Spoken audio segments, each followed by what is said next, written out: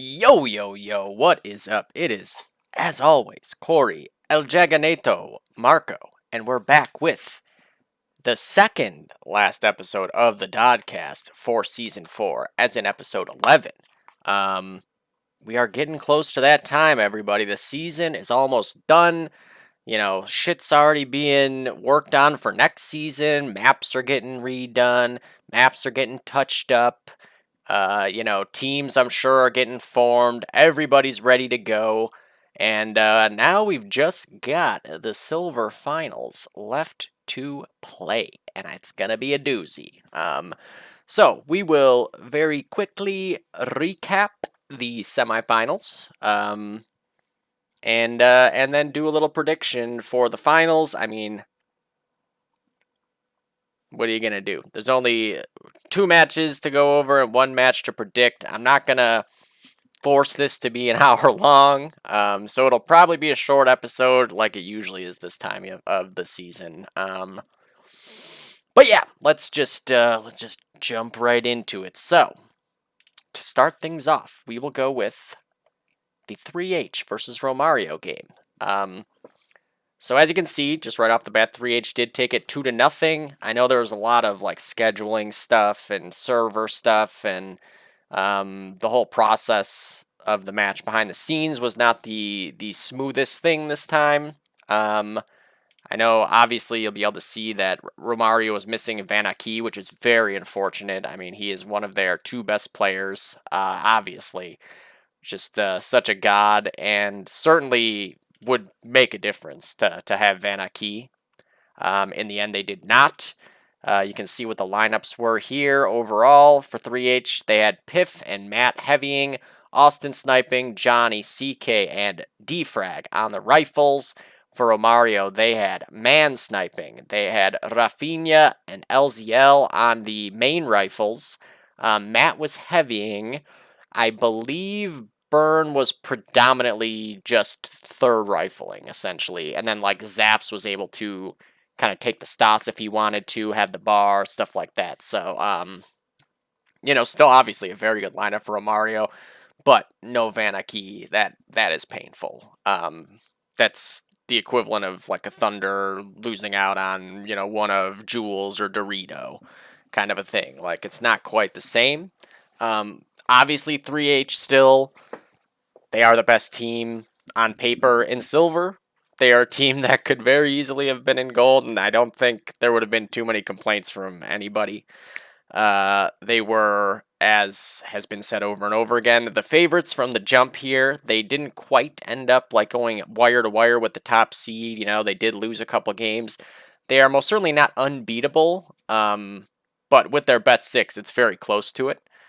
Just taking a look at how these games went down. It's been a couple weeks now. Thanksgiving was the week off. I didn't want to put a Dodcast out during that week, and then there was nothing in the week leading up to the match, so there's just kind of like a dead zone for at least a full week leading up to the finals. That it seemed like this was the way to go. So these matches are not the freshest in my mind, and I also did not cast this game, which usually those are the ones that I remember the most, because I'm talking about them as I'm watching them. So, I forget which half was first half, to be honest with you. I believe 3H started off on Axis. I could be wrong. Let me think about that.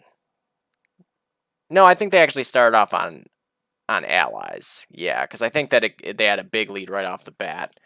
I could be wrong. Yeah, I'm pretty sure, because I'm pretty sure it was like, oh, well, Mario's going into their allied side now. It's Lennon. It's not as allied sided as it used to be, but they can certainly still put up just as many points. But as we can see, 346 to 66 for 3H on their allied side. For Romario, as always, Rafinha just dropping bombs. The guy is an absolute wunderkind. PDX Jr. is I think the best nickname for him.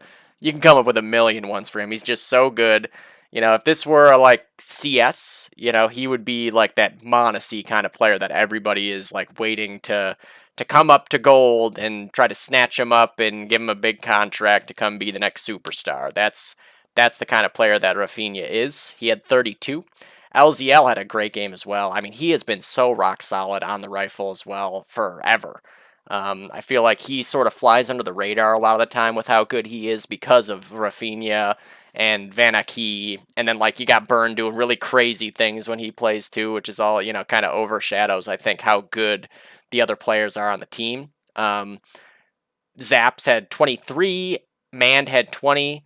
Mand, such a good sniper, man. He's another one that I think kind of flies under the radar when everybody talks about snipers. He's always very, very good. Just consistently going up against anybody you got, and Mand is going to be, just like a nice straight line of good production. And then Byrne had 16, Matt had 11. The bars for 3, I mean, everybody was really like going off. Austin was the only one who didn't break 20 because it's Lennon. And no, Sniper, I don't think anymore really loves to snipe Lennon. I know Austin in particular does not love it. I believe he was swapping to weapons, other weapons that had grenades at different times, which is a good idea. Take it from me, I started doing it. I always hesitated to do it. I finally started to last season, and it is really, really helpful to have at least one nade, and you don't really need that scope, especially, I think, on Allied side anymore. It used to be really nice to get pushed up to L-Hall and long steps. You could do a lot of damage with the sniper there, but nowadays it's a nade fest. You're not going to be able to get much done there for, maybe like 2, sometimes 3 if, like, somebody doesn't throw a nade. But yeah, so for 3H, the bars, of course, 35 on Nat and 30 on Piff. Just 2 excellent halves there.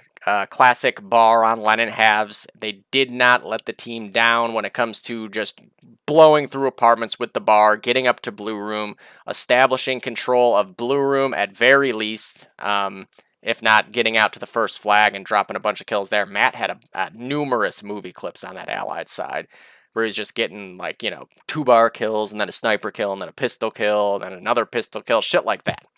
CK, I think I said it, I thought he was going to get, like, 75 to 80 kills. I think he came up just short of that. He did have 29 on Allies, of course. This is his favorite map.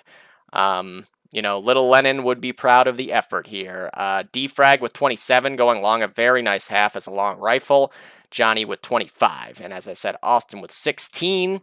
And then going over to the other half, now, here you can see CK did get closer to that benchmark. But, so, you had 32 on Matt. He had a very good bar half there. 29 on LZL, again, as I said, been flying under the radar as a very strong rifle. And one who has that, like, multi-frag potential at all times. Like, he can get into tough spots and be able to drop 4 kills quickly. I think he actually did it on Thunder at one point, where he had like 4 fast car kills from Crack. 22 on Rafinha, 18 on Byrne, 11 on Zaps. Mand, I believe, got disconnected at some point, because there's no way he was 4 and 8. Like, I specifically remember him having 3 kills in 1 life at one point, so there's no way he was 4 and 8, but he must have got lagged out or something at some point. And then on the other side, 3H, CK, 39 and 23. That's more what I expected him to have both halves, but Romario did a really good job of not letting CK really fly off the handle on his Allied side, which is a really tough task. Like, let me tell you, we played CK on Lennon in one of the seasons, or both, that he was on PMC, at least one, and he did really well. He was, like, constantly up our ass at our last flags. Very, very good at breaking through the defensive perimeter and finding his way to your last flag on this map. Axis side, much more luck doing that. On his Allied side, Rafinha and LZL and the Apartments team did a good job of keeping him locked into the well. But 39 and 23, that's a CK Lennon half right there. Johnny with 28 as well, going well with CK as his partner there.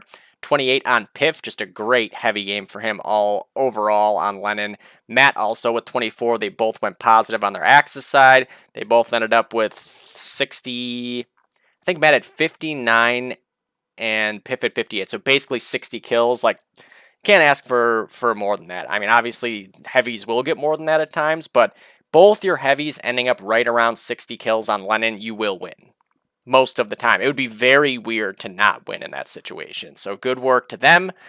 And then 20 on Austin on Axis side. That's impressive. I never get that many kills on Axis side sniping long on Lennon. I feel like there's nowhere for me to go. And most of the time I just walk into grenades. And then Defrag with 17. They won the half by about 115 there.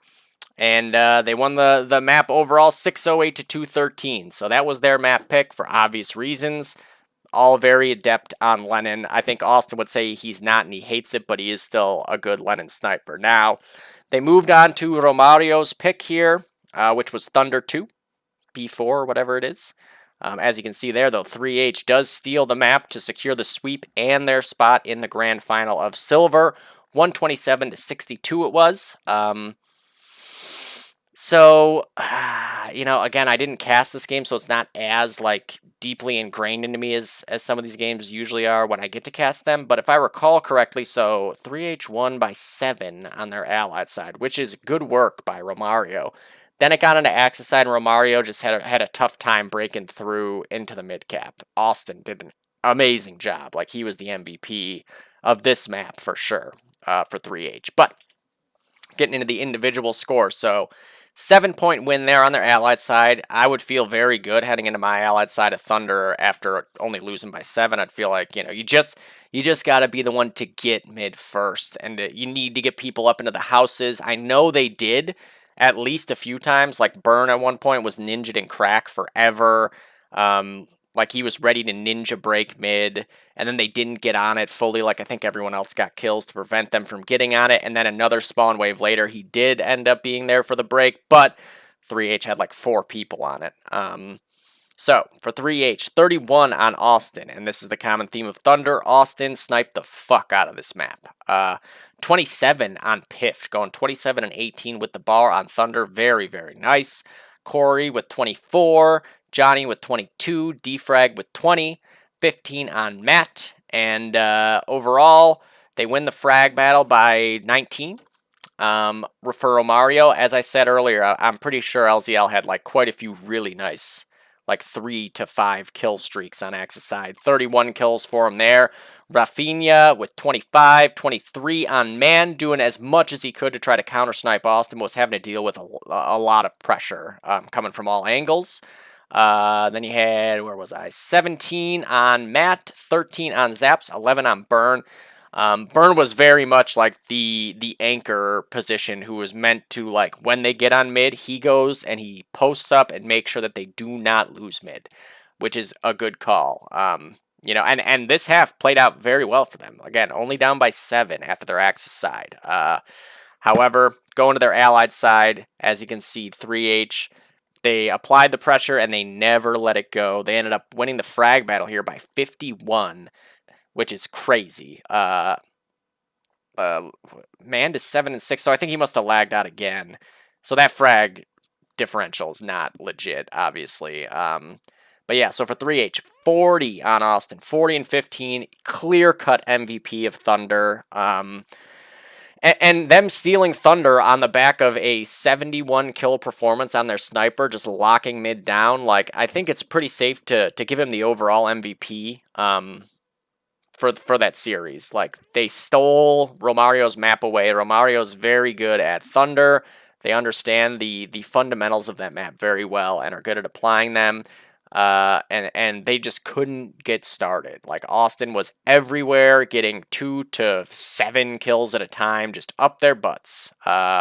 So very, very, very good job for Austin there. I know I mentioned it in multiple Dodcasts where he had recently said that he kind of figured out his lag problems and was able to fix them, and that seems to be very much reflected in his performances since that time. So watch out, everybody, in the finals, because a Austin who is on his A game is a scary beast, I can tell you, as well as anybody can over the years. So 25 on Johnny, 24 on Piff. Again, just a very, very good heavying game from Piff here. And on a map that's much tougher to heavy on than Lennon, obviously. Then you had 20 on CK, 19 on Defrag, and 21 on Modgers. I forgot to say Mad again. Just everybody performed there. CK was actually the lowest performer overall because he was negative and second bottom frag. That's really nice when you can win this half by 60 points basically to win the map, when a guy who's very often heavily top fragging ends up at the bottom position there. So very, very good for 3H. Obviously, this 2-week break they're not going to be quite cooking fully and feeling as warm as they may have felt leading into this game. I don't know how much they've been scrimming. We'll see. But as far as team play goes and everybody kind of being on their shit, doing their job, understanding their role, and hitting their shots as much as possible, they looked to be in very, very good shape during this half and game overall. Like that's very, very promising for their prospects of winning the finals. If CK can have I mean, this isn't a fucking bad half. Like, I'd kill for 20 and 23 halves a few of the games that I've had over the last 4 seasons. But overall on the scoreboard, like, you generally expect to see CK, like, top fragging, maybe second top fragging. And they were able to just make that not matter at all. Everybody else did everything they possibly could to keep this game well within their hands. On the Romario side of things, again, they just could not break through mid. Austin and Johnny and Defrag and CK were everywhere. Even Matt was coming over to mid with the Unter, I know. Like I said, there was times they had 4 people on the mid cap, maybe even 5 for one of those caps.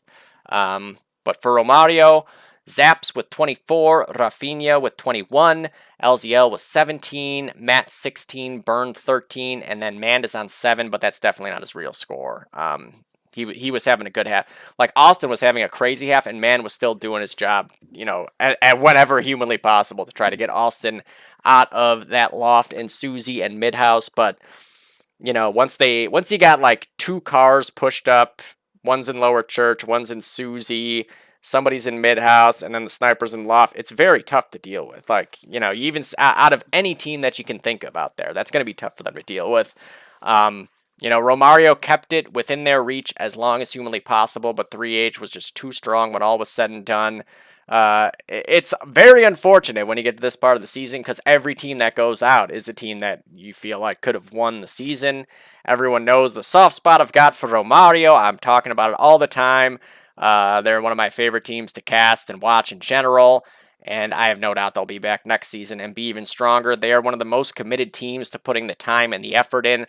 They watch demos, they go over strats, they do everything that I love to see teams doing in this game. Truly.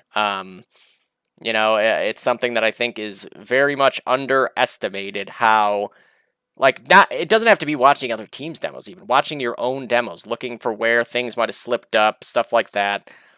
Just trying to figure out what you can do differently. Just being a little bit committed to that alone can really be the thing that takes you a step forward into the next level. And, Romario, they're one of the teams that is committed to doing that, and I can't wait to see what they bring forward next season. Always sad to see them go. They were obviously in the finals last season, won the finals in bronze. Not going to be a rematch of the finals from bronze, though, this time. Was very close, though, let me tell you, because on the other side of the bracket, Spicy Butthole was able to get a clean sweep here in a very crazy series, let me tell you. I did cast this game. At Anzio, you can see there, 340 to 251, and then Railroad 2, 130 to 119. Stealing Saab's map pick on Anzio, I don't think anybody would have predicted. I know that I said at very least in my prediction that I felt they would both take their own map picks, and then when it went to the third map, it was a coin flip. I went with Saab because they were on a 9-game win streak at this point, but Spicy Butthole once again, they're constantly in the finals. You know what? There's been 4 seasons, and some version of this team, I mean, this actual exact team for sure has been in the last 3 finals in some division or another. I mean, it was just a very impressive win all around, especially that Anzio win. They played that map so well. Their rotations were on point every time Saab.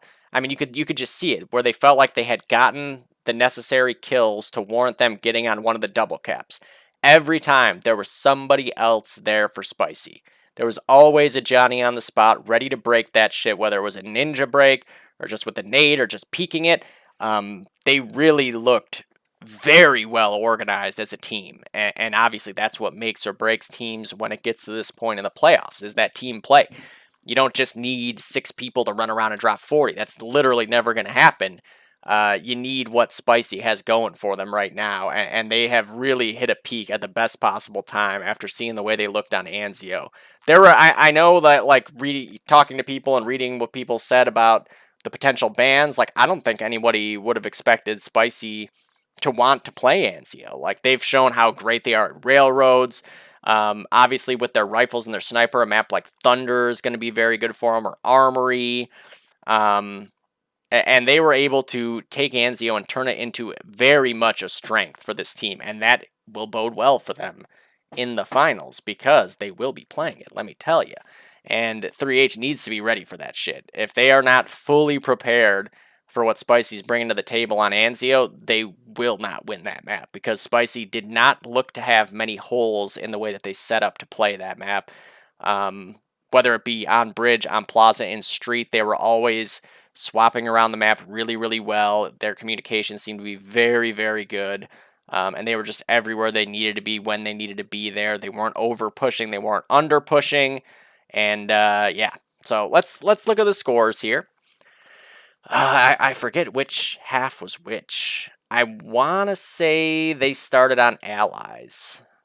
I believe. I feel like, yeah, Kasab, I'm pretty sure this is, yeah, second half. Okay, so they got him in the right order here. All right, so 206 to 72 for their allied side. About 134-point win on this half here for Spicy. Stealth had an excellent series here, especially on Anzio. I believe he had an really, yes, he did. And then I'm pretty sure Railroad 2 was more of the same story. Yeah. Kevin, man, like just coming through in the clutch when most necessary, going up against the guy who everyone consensus for 4 seasons, the best sniper left in the game, Nightmare. And Kevin did not balk at that challenge. He actually hit a peak.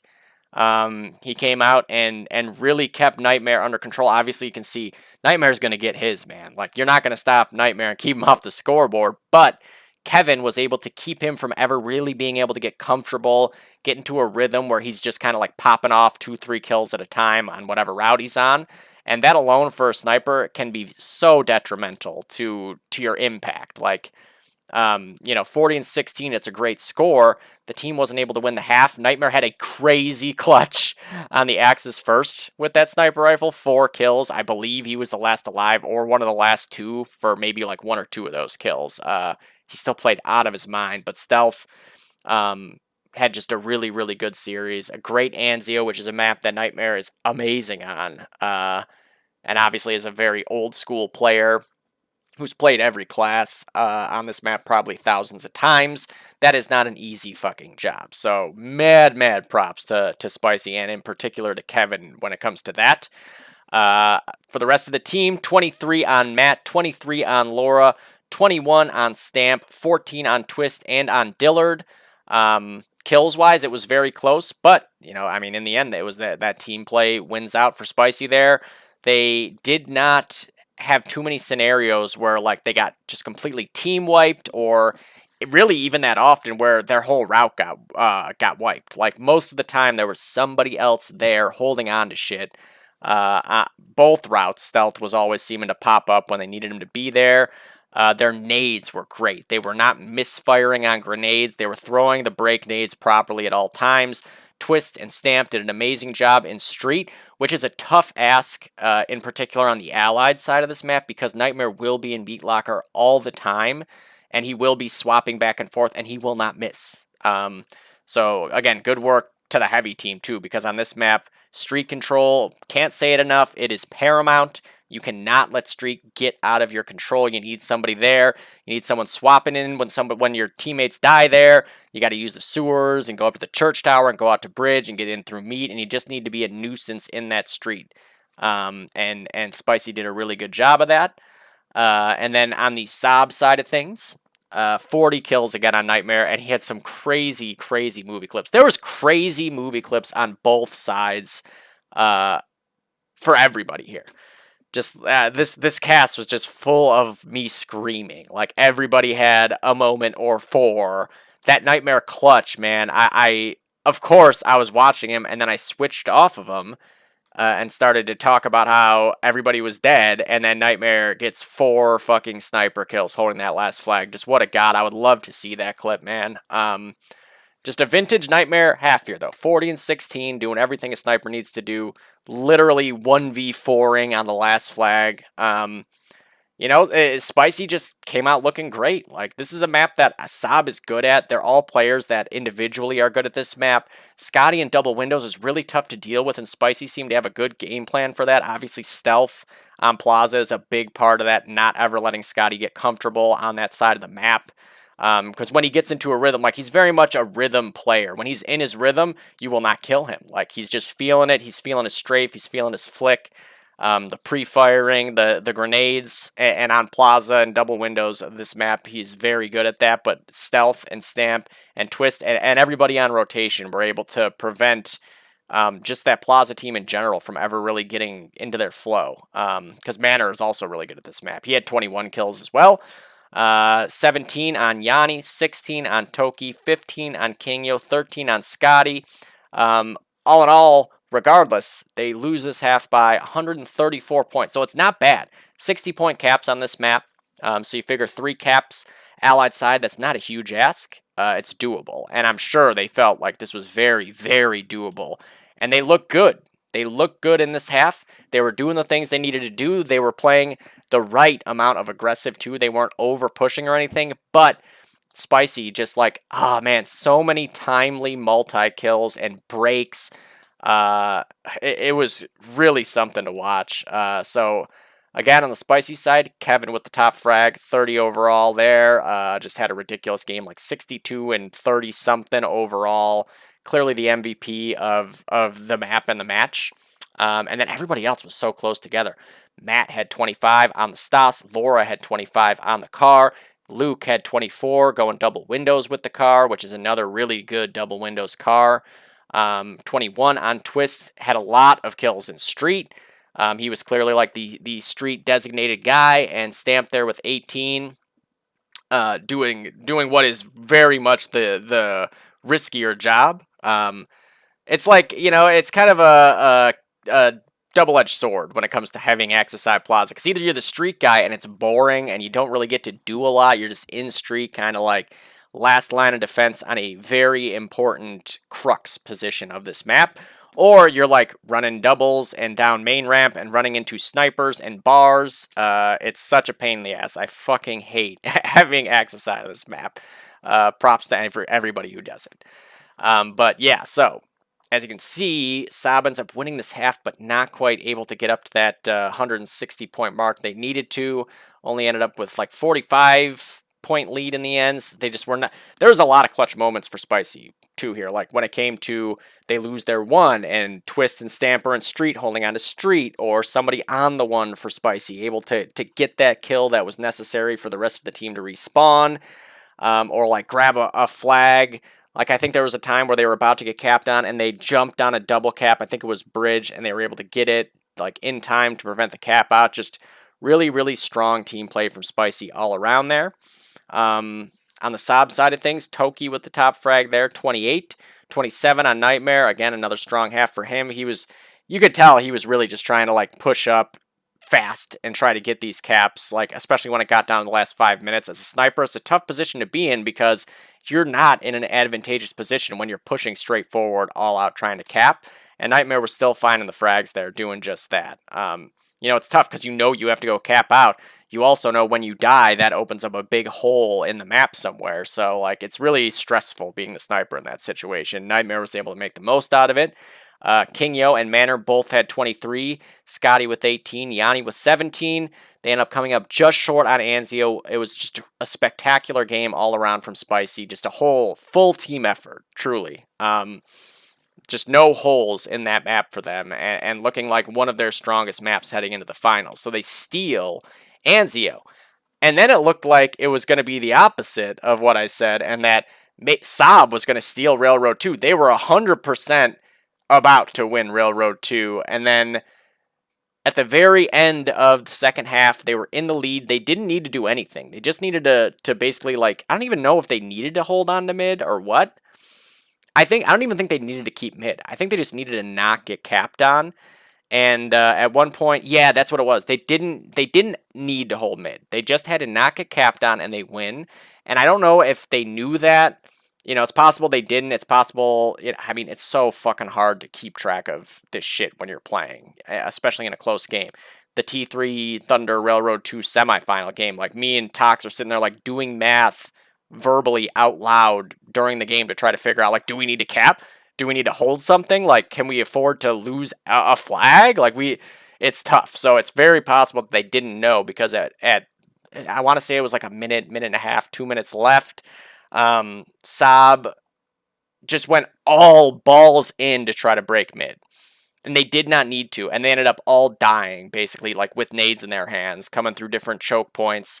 Spicy had like 4 people in mid, and the other 2 were just like perfectly set up.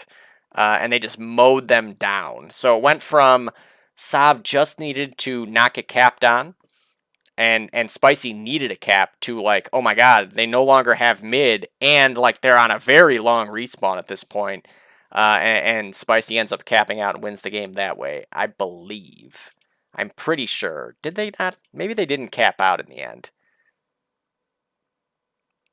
I feel like I'm incorrect about that part. I don't think they capped out in the end based on the score. Although maybe it was like 70-12 at that point. I forget now. Whatever it was, when all was said and done, like it was just one of those situations where they maybe threw too many resources at trying to break that mid cap. It's easy to look back in hindsight at that, and especially when there's like fucking on the fly math being done trying to figure out where you're at.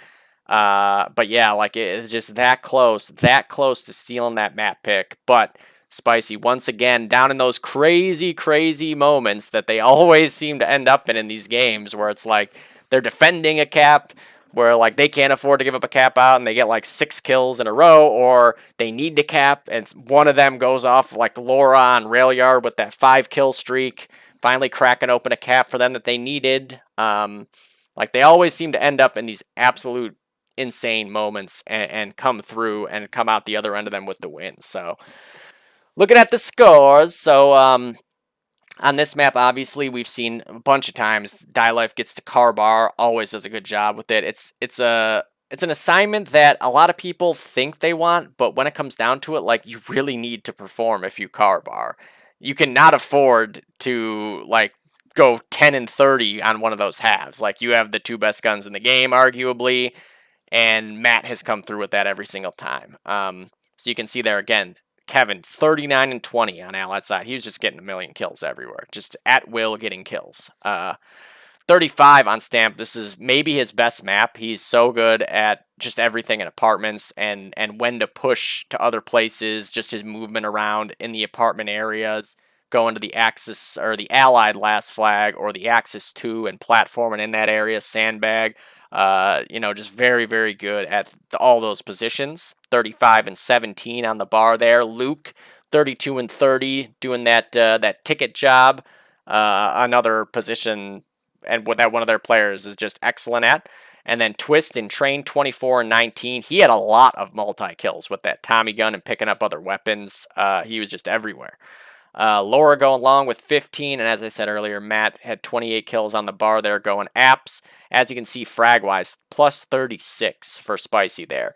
But in this case, Saab, even though they weren't like fragging super hard, they defended really well when they had backs against the wall. They were able to, I believe, get 1 cap out. I'm pretty sure, or they like held all the flags for a little bit, but just based on the score, I do believe that they were at least threatening for a cap. Again, it was 2 weeks ago now, so I'm a little fuzzy on some of the details here. But, so getting out fragged by 36, you feel like you should get throttled in that half, but Saab looked great on this map. Not their map pick. They were ready to go. Manor had 33. 25 on Scotty, going 4-way. Scotty, when he gets into ticket and connector, man, he's so tough to deal with. Like, good luck getting him out of there. You basically have to either, like, run in and do a suicide nade or have, like, 3 people pinching him from multiple sides because he is so good at maneuvering around ticket. Seen it a million times with him. 23 on King Yo, 19 on Yanni, 16 on Caleb and Train. It was a fun train battle with Twist and Caleb. Obviously, they're both longtime train players. They understand the route very, very well. And you knew going in it was going to be an interesting matchup. Twist did a really good job on support on Allied side, helping out mid. Like he was the one breaking mid or preventing Saab from even being able to get 2 out of 2 on it over and over again by being in ticket with a Tommy gun or anything else he could find on the ground. So, good work to him there. Obviously, lots of like ninja opportunities and stuff coming from both sides. It was a chess match in train, to say the least. And then on the Axis side, for Spicy, there you go with Matt. 39 kills. He ends up with 67 overall. Just does not top frag, obviously, because Stamp had a fucking crazy game himself, but just one off on the top frag. That's more than enough if you're given that car bar assignment. But you can see there's 71 to 52 this half. Very similar scores in both halves. Difference being here, though, Saab only out frags by 5. So and I can tell you for Spicy, they had their backs against the wall for a while. But then it was their frag power that broke them out of it and killing the whole team in an instant. To when they were going for mid there, and Saab went balls out on trying to break it. But for Spicy, like I said, 39 on Matt Bazana there. Great game on the car bar going apartments. 33 on Stamp with the top frag and the MVP of this game. 26 on Stealth. This was his lowest half, but it's Axis side sniping Railroad 2 and against Nightmare. Like, good luck. The fact he went positive is, extremely impressive, because I've done it a million times, and I probably very rarely have gone positive. Dillard with 21, carring 4-way. Laura with 19, going long with the Stas, and Twist with 15 in train. And on the Saab side of things, Yanni with a big old 36 bomb, man. He was everywhere. You could see he was just like, I'm going to do whatever it takes. We're going to win this fucking game. Just getting multi-kill after multi-kill after multi-kill. He did everything he could. Nightmare 35 and 18. Again, another vintage Nightmare half there. 26 on King Yo, 23 on Manor, 21 on Scotty, and 17 on Caleb and Train. Like I said, it really just the big turn moment that came about in the last couple minutes was Saab finally losing control of Sandbag spawn or the Axis first, either one, because they had one or the other at different times. They lost control of it. Spicy was able to just break out. They went straight for mid. They had a bunch of people on it. They were just set up to make sure the breaks don't come. And Saab just completely just went full in on the breaks. And they all died in the process. I think maybe Nightmare was the last alive, and he was stuck in his loft. Once they got mid, there's nothing that could be done. You just stuck up there. He got kind of hung out to dry in that situation. It's like an unwinnable scenario as a sniper with 4 guys on mid. The whole team dies. You're up in that allied loft. How are you going to get to the 1 or the 2? You're going to have to fly out in midair in front of 4 people. Good luck, But man, Saab looked so good for 19 minutes of that half. They were just all over Spicy, all over them.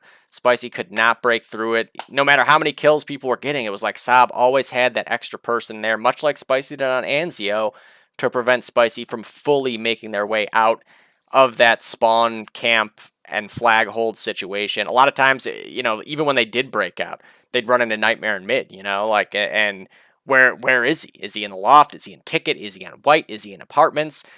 Not even knowing for sure where he is to begin in a situation means one or more of you is going to die for sure. And he was able to make the most of that in every single situation. But in the end, Spicy pulls it off in the final waning minutes of the semifinals to take their map pick home, finish out the sweep, and cash that ticket in for the silver finals. Again, another finals appearance for the Spicy Buttholes. Obviously looking to break the curse that they have had in the previous 2 finals, and they look to be in the best possible shape to do so. I think that the underdog position actually suits them better. They were the heavy favorites in the previous 2 finals. It was obviously they're going to win. Look at the players on that team. They are stacked to the tits and just coming up short in both those finals. Now, coming in from the position of the underdog. I feel like, this might be the time that makes the most sense to win, right? Like, that's how these things tend to go. I know a lot of people were hoping maybe it was going to be a Romario rematch. I'm sure that Spicy would have loved that Romario rematch to try to get back that bronze final. Instead, they got to go up against 3H, who I'd say preseason favorite on like everybody's, dance card when all was done and dusted on the rosters. Let me just switch over. KTP Season 4. Okay. I somehow made this 40 minutes. I don't know how. I'm a fucking idiot. Okay, so 3H versus Spicy. Let me get the veto. There it is. All right, so 3H bans Railyard. Spicy bans Lennon. Makes sense. 3H bans Armory. Spicy bans Harrington. Also makes sense. 3H picks Railroad 2. Spicy picks Anzio. Okay. And a Thunder Decider. All right. That is very interesting. Again, I don't know if before the semifinals anyone would have expected to have Spicy like leaving Anzione in this situation. But they looked so goddamn good on it against Saab. They looked so good on it. 3H needs to be on their shit in that Anzio game. And obviously, Railroad 2 being 3H's pick, like that was just Spicy's pick in the previous series. So it's not like they're like, oh shit, we got to play Railroad 2. I think that this veto, like if you were going to say who won the veto, Lennon and Harrington, I think, were like huge obstacles that they needed to get rid of. So to me, like, 3H, they can play most of these maps, but for Spicy, looking at the 3H side of things, you don't want to give them Lennon for sure, and Harrington is almost as bad. You don't want to have to deal with CK's nades on those maps. You don't want to have to deal with that heavy team in apartments, although I think Spicy can hang with them. I know both the heavies on Spicy play really well together, on Lennon especially. But just overall, like, if I'm on Spicy Butthole here, I feel much, much better having got rid of Lennon and Harrington. You got the two maps you just won in the semis. The other team picked the map that you just picked in the semifinals, and then a Thunder Decider. It's a little bit of a wild card. Obviously, we just saw 3H play it against Romario. They look good on it. An Austin Stealth sniper matchup on that would be one for the ages for sure. They had a previous Thunder game too, but that was like much closer, and they needed a Ninja Cap, but that wasn't quite as relevant. I'm not sure that they had like their starting six and everything. It was early in the season. So Thunder is definitely wild card. I don't know what to expect out of that. I'd be very interested to see what both teams do strat-wise, position-wise on that map. I think you could see some real interesting stuff come out. As far as Railroad 2 and Hansia goes, man, like, I don't fucking know, I picked against Spicy last week. I felt like Saab, they were just looking so good for so long leading into that game that they looked like the team of destiny to get to the finals. And Spicy came out and looked better than they ever have. It wasn't just like they looked as good as they've ever been. They looked better, especially on Anzio. Like I said, they had to make a big-time last couple minutes comeback on Railroad 2. But they looked great still on their allied side of Railroad 2. It wasn't like they got throttled for 39 minutes and then pulled out of their ass. Like, they still had a great allied side. They didn't give up an extra cap on their Axis side when they were down to their last flag either. So they look like they're still playing defensively sound DoD in those situations too, which you need to fucking do. Especially in these high-stakes finals type situations. This is when teams are really looking to pull out the Ninja Caps, and just get a little more crafty. Every peak and every angle feels a little bit more tense in these games. It's very stressful DoD to play. So lineup-wise, you know what to expect out of both these teams. Lineup-wise, it's been very straightforward for both. For 3H, it'll be Modgers and Piff on the heavies. It'll be CK and Warchild on the cars, Defrag on the third, and Austin on the sniper. For Spicy, the rifle team will be some combination of Laura, Matt, and Luke. We've seen Laura Carr more and more lately, and she's been really putting up good numbers with it. And you've seen kind of like it seems to be map dependent when Die Life is Stossing or carring. They have a lot of flexibility to do either or. And then Twist and Stamp on the heavies, and Stealth, of course, on the sniper. That sniper matchup is a doozy, man. I'm telling you. Man, I don't fucking know. I don't know. I mean, obviously, like, you just look at it on paper, like, you're thinking 3H.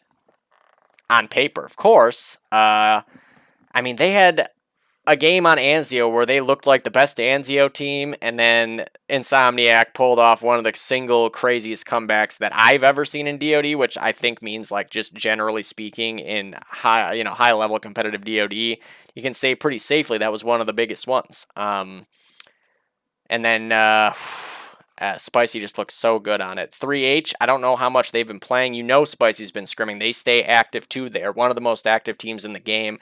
They're very committed to improving all the time and being ready for every match that they have to play. So, like, they will be sharp. They will have the reps. They will understand what they need to do. 3H, all amazing players. And obviously, like, they will be in that position too.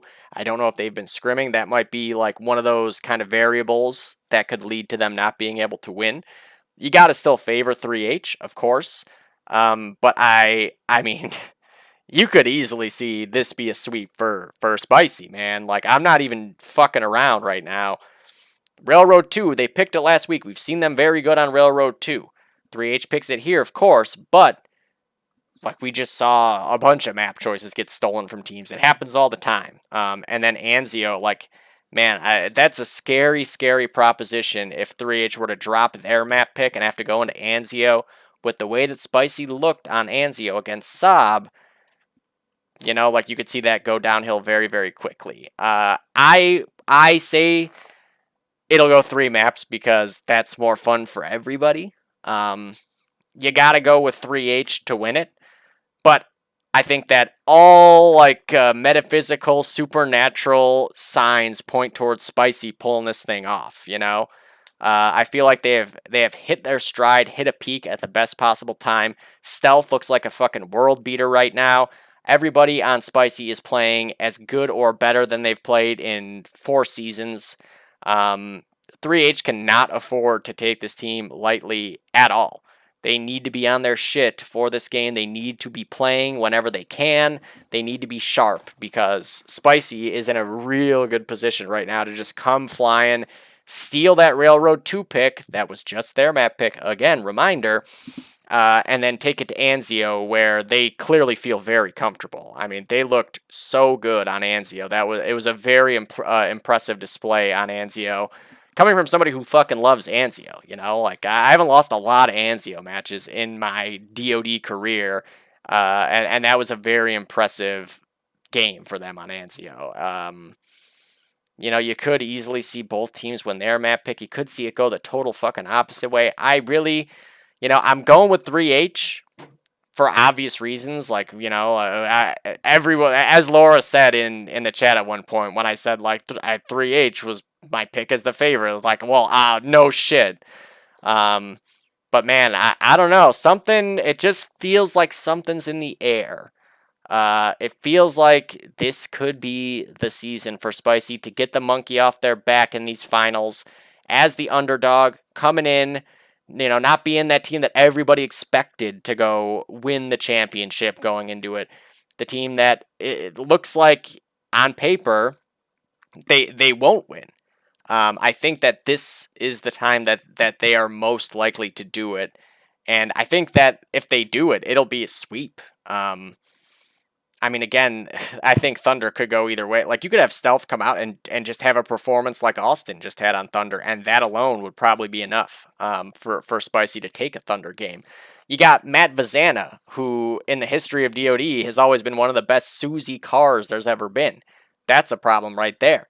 You know, we have a team, Spicy, we've seen, understands, like, where and when to rotate things around in a little bit of a crazy way. I'm sure that either their heavies would be more than willing to just plop themselves outside a bunker on Axis side, let the rest of the team send 5 mid.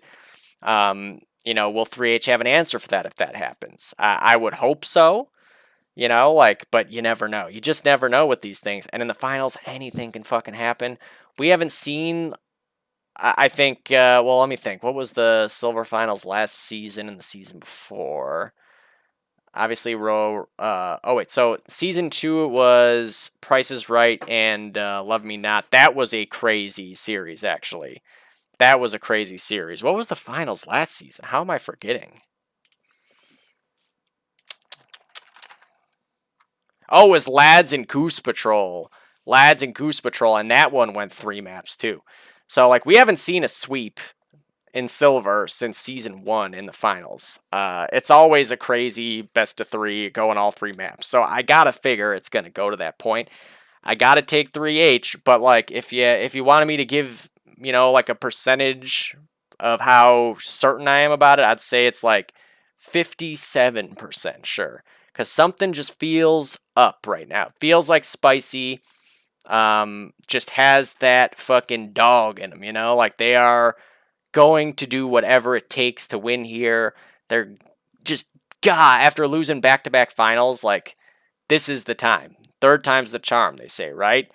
And being the favorite for two and now the underdog, I don't know. So much points to me for Spicy to come out and upset this and just take it. But I'm going to go with 3H. I'm going to be predictable about it. But, like I said, I'm not saying it's like even the 75% sure. This feels much closer to me in reality than you might think just looking at it in the preseason. Like, well, look at 3H. Like, they should be in gold or whatever. I think Spicy is going to give 3H everything that they can handle here, no matter how the series goes. Even if 3H were to take this 2-0, I have a feeling these games will be fucking close, and it'll be highly stressful for everybody involved and everybody watching at home. I believe they're playing this Sunday night default time. Hopefully I get back in time for that. Man, I'm very excited for this game. I think it's going to be nuts. Both these teams look very, very good. They both want it very badly, too. Like, this is not just like, oh, well, whatever, like we're in the finals. That's cool. Maybe we'll win. Who cares? Like, these are two teams that want this thing bad. And that's, to me, the most important thing when all is said and done. Playing a competitive game, especially one that's 20-something years old, everybody in these positions wants it as bad as he possibly can. And I think that's going to make for a crazy, crazy series. I think 3H takes it in 3. And again, don't be surprised if Spicy just comes out and looks like gods and manage to sweep this thing in the opposite direction. I would not be that surprised at this point, honestly. Just looking at that performance on Anzio against Saab really showed me something out of Spicy as a team. Like, they're all good players, but the added layer of just the small minutia that are involved with high level competitive DoD that not everybody notices. It's something like I've talked about with a lot of cold players. Certainly people on NSA too, from all the Thunder NSA and the NSA Icy Hot, Thunder Icy Hot games that we've all played with each other. Like, the micro games that are going on in these like crazy top level DoD games are ridiculous. Like, there's things that most people will not notice that are going on in every moment that are really, really fun. And I think are the reason that a lot of players come back to this game. And the things that I saw out of Spicy in that series against Saab showed me like they have leveled up in that regard. They are playing that micro meta game on a whole new level now. And I think that bodes well for them going into these finals. But 3H and 3, I'm sticking to my guns. I'm not going to take the cheap way out here. I've been willing to eat crow every time I've gotten predictions wrong because I ain't no bitch. And it's usually just my opinion, like just on a knee-jerk reaction most of the time. So thank you guys for watching. There will be one more episode after this. I will undoubtedly have somebody on with me. I'm not sure exactly who it'll be yet. Maybe it'll be former player DoD All-Star I spoke about before. We haven't really talked in the last 2 weeks, so we'll see about that. I was hoping that he was about to get more active, but it doesn't look like it now. Or maybe it'll be somebody that like a current player. Maybe some people from an undefeated gold championship team. That's certainly something that I'm thinking might happen either way. regardless of if this other guy is able to come on for that last episode or not. So like, because I've been trying to have that happen for the last like 3 weeks now. Have a couple people from NSA on for a cast or for a Dodcast. So we'll get one of them or two or three or all of them on for that next Dodcast for sure, and then maybe one more special guest. I kept it under an hour, thank Christ, but the fact that it's this close is very alarming because I really like I thought I was gonna make this nice and sweet and short, but then I felt like that's just like cheating the teams that are in the finals now, you know? Like you don't want to just blow it off and not really do your due diligence on everybody here. So 55 minutes. Thank you guys for watching. Love you, KTP. Be here Sunday for those finals because it's going to be a barn burner. I guarantee it. Hopefully I'm back in Buffalo by the time that's going on. If not, it'll be playing in the car. So yeah, everyone have a good rest of your night. I hope you all had a happy Thanksgiving. We'll see you on Sunday. KTP Season 4 Silver Finals, man. Spicy Butthole and 3H. Let's go.